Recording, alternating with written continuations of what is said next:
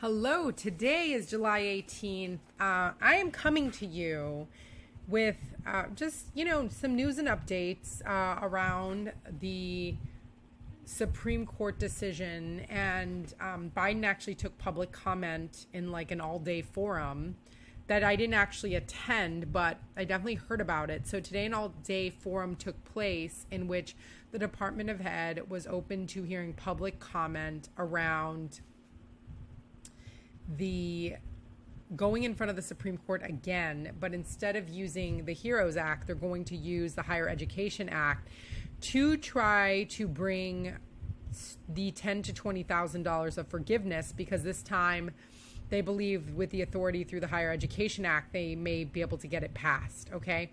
I'm curious to see how the results go. The sad part of all the back and forth with the Supreme Court denying the initial $10,000 to $20,000 of forgiveness based on the HEROES Act.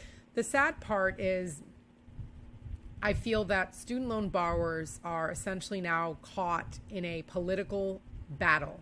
And what I mean by that is Biden wanted to get something in front of Americans saying he was going to relieve $10,000 to $20,000 of forgiveness, but I believe he did it in a way that he knew was going to get declined, so that he could say, hey, I tried my best. Us Democrats tried our best. It's the Republicans and the Supreme Court, the conservative Supreme Court, that said, no, it's not us Democrats, right? And so I feel like now people are angry at the Republican Party for the lack of access to the forgiveness that Biden was trying to issue. And I say trying in quotes because, in my frank opinion, I think Biden tried in a haphazard, and he didn't try very hard. I think he should have gone for the Higher Education Act to grant him authority to forgive the student loans from the first place. As soon as I heard he used the HEROES Act, I was like, wait, that doesn't make any sense. That's debt relief under an emergency that was created after 9/11. Like we when the Higher Education Act gives more authority to the Department of Ed to act on programs that they directly manage, that would make more sense. Like the Department of Ed has more authority to enact forgiveness programs over directly the president in an emergency. I really do believe that they should have used the Higher Education Act as justification from the very get-go. And that's why I say Biden tried in quotes. I don't want to make this video all political, though, because it's not about politics. It's about preparing you borrowers to not get your emotions wrapped up and belief that, oh my God, we're going to get the 10 to 20 of forgiveness.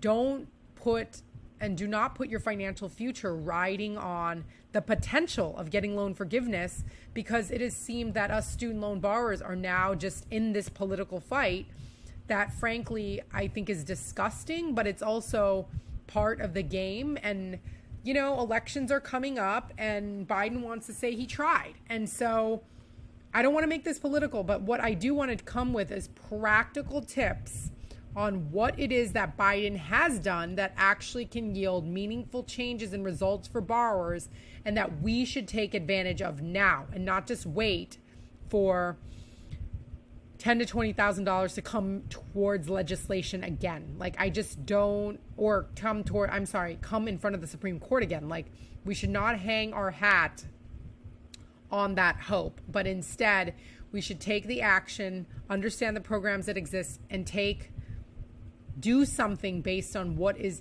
present, meaningful, and valuable today. So what are these tips? Number one, okay, student loans are going to kick back in. There's going to be announcements starting in July. We need to start preparing for repayment. If your payment is not affordable, you're going to get a letter and a notice from your servicer. You need to enroll into an income-driven repayment plan. Biden has rolled out what's called SAVE, S-A-V-E, It's going to replace what's called revised pay as you earn, and it's going to cut payments, especially for moderate income Americans, okay? If you enroll in revised pay as you earn, you automatically qualify for the SAVE program once it's established in 2024. That's one program. There's still analysis that is needed, especially for married borrowers, if SAVE is the best option or if staying in pay as you earn is better for you. At LoanSense, we can do this analysis. You can just get started for free analysis at app.myloansense.com. But the idea is before the SAVE program comes out, it's important to understand how married borrowers file their income taxes, right? Because if they file their income taxes jointly, your spouse's income may count towards your future loan payment. Or if you file separately, your spouse's income can be excluded. So there is some benefit, but it only makes sense for some borrowers. So come through, get a free analysis. We are here on standby, happy to speak to you all. Okay? Those are some of my pro tips. Additionally, I wanted to say that the main reason why I say don't hang your hat on the possibility of forgiveness is because it's stated to take like a whole nother year to figure out if people will qualify for this said 10 to 20,000, not qualify, I'm sorry, but get the decision from the Supreme Court on another piece of another executive action or another Department of Ed action, right? So don't wait and get analysis, understand your options today. If you're between jobs, lose your job, or anything happens between now and when repayment starts, it's a great time when you are between jobs to file into an income-driven plan because you will get $0 essentially extended all the way for an extra year. And that extra year does count towards loan forgiveness. I wanted to put that news out there. So if you found this information helpful, as you can see, I don't do highly edited videos. These are just purely informational, as well as educational. So if you like content like this because it keeps you on top of your game and better planning for your financial future, please hit the thumbs up button. Please subscribe and please share this with those that you believe would benefit. Thank you so much for your time today, and we cannot wait to come to you again next week with the next set of updates and tips to manage your student debt and improve your financial life.